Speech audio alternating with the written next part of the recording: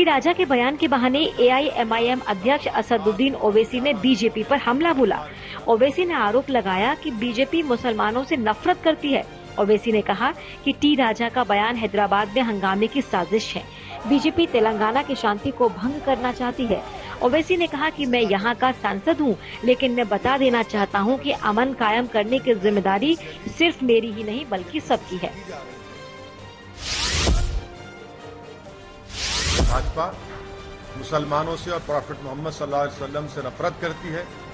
ये भारतीय जनता पार्टी की official policy का ये आपको नजर आ रहा है, क्योंकि बगैर भाजपा के लीडर्स के उनके लीडर्स की इजाजत के इस तरह की गंदगी और बकवास नहीं बकी जा सकती। तो इसीलिए मैं जो भाजपा के विधायक ने जो गंदगी बकी, मैं उसका कंडेम करता हूं।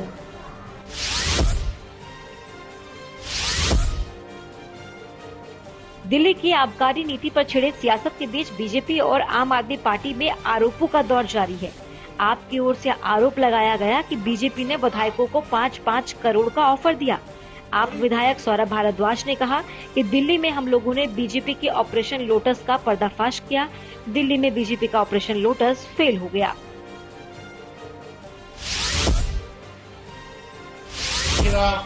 आरोप लगाए। सीबीआई ने 31 जगह छापे मारे। 14 घंटे मनीष जी के यहाँ 30 सीबीआई के अफसर रहे। उनका चप्पा चप्पा छाना, सीबीआई को कुछ नहीं मिला।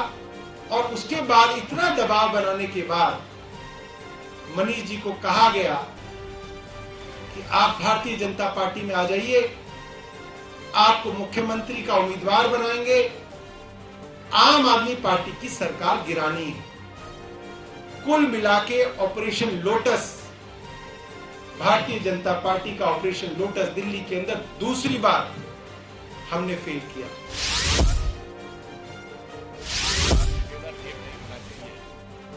आपके ऑपरेशन लोटस के आरोपों का बीजेपी ने जवाब दिया। बीजेपी ने कहा कि ये मुद्दे को भटकाने की कोशिश है। बीजेपी नेता सुधांशु त्रिवेदी ने कहा कि शराब नीति में बड़ा घोटाला हुआ है। अरविंद केजरीवाल जनता को उसका जवाब दे। वहीं बीजेपी नेता प्रवेश वर्मा ने कहा कि आबकारी नीति को लेकर गठित कमेटी ने ज्यादा शराब बेचने के लिए प्रचार नहीं करने की सिफारिश की थी, लेकिन एक पेटी के साथ एक फ्री बिक रही थी। इसका प्रचार किया जा रहा था और बाहर से आकर भी लोग खरीद रहे थे।